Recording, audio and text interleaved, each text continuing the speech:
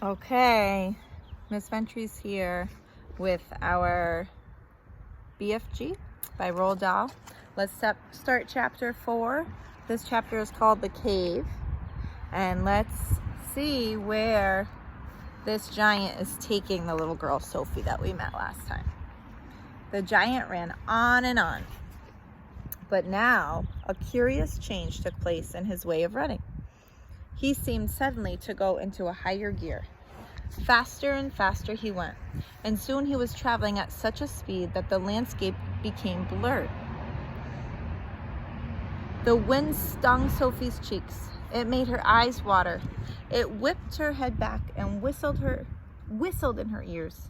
She could no longer feel the giant's feet touching the ground. She had a weird sensation they were flying. It was impossible to tell whether they were over land or sea. This giant had some sort of magic in his legs. The wind rushing against Sophie's face became so strong that she had to duck down again into the blanket to prevent her head from being blown away. And there's a pretty cool picture showing that. Was it really possible that they were crossing oceans? It certainly felt that way to Sophie. She crouched in the blanket and listened to the howling of the wind. It went on for what seemed like hours. Then all at once, the wind stopped its howling. The pace began to slow down. Sophie could feel the giant's feet pounding once again over the earth. She poked her head up out of the blanket to have a look. They were in a country of thick forests and rushing rivers. The giant had definitely slowed down and was now running more normally, although normal was a silly word to use to describe a galloping giant. He leaped over a dozen rivers. He went rattling through a great forest, then down into a valley and up over a range of hills as bare as concrete. And soon he was galloping over a desolate wasteland that was not quite of this earth. The ground was flat and pale yellow. Great lumps of blue rock were scattered around, and dead trees stood everywhere like skeletons.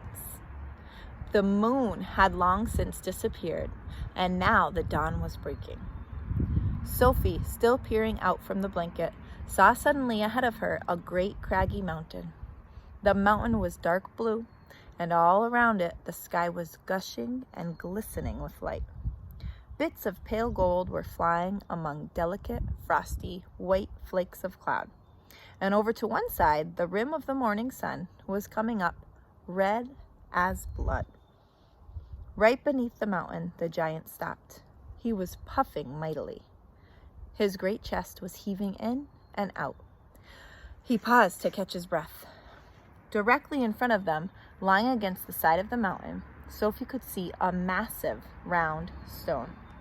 It was as big as a house. The giant reached out and rolled the stone to one side as easily as if it had been a football. And now, where the stone had been, there appeared a vast black hole. The hole was so large, the giant didn't even have to duck his head as he went in. He strode into the black hole, still carrying Sophie in one hand, the trumpet and the suitcase in the other.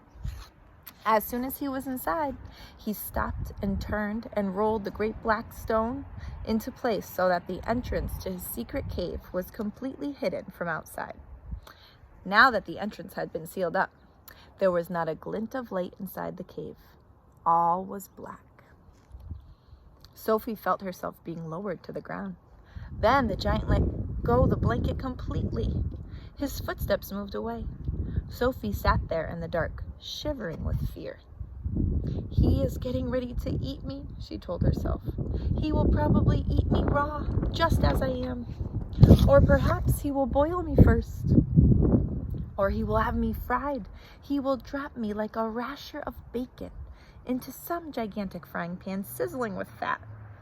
A blaze of light suddenly lit up the whole place. Sophie blinked and stared. She saw an enormous cavern with a high rocky roof. The walls on either side were lined with shelves and on the shelves there stood row upon row of glass jars. There were jars everywhere. They were piled up in the corners. They filled every nook and cranny of the cave. In the middle of the floor, there was a table 12 feet high and a chair to match. There's a pretty cool sketch in here, I'll show you.